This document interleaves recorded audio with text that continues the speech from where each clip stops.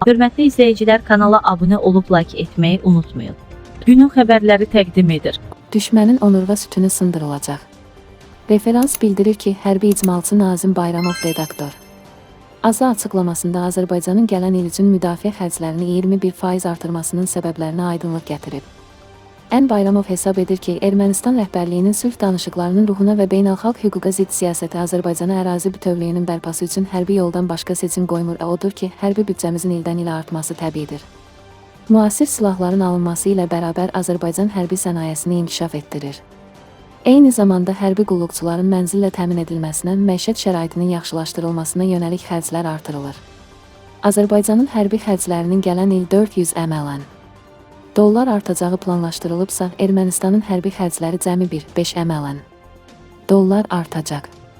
Ermənistan anlayır ki, Azərbaycanla silah yarışmasına qadir deyil.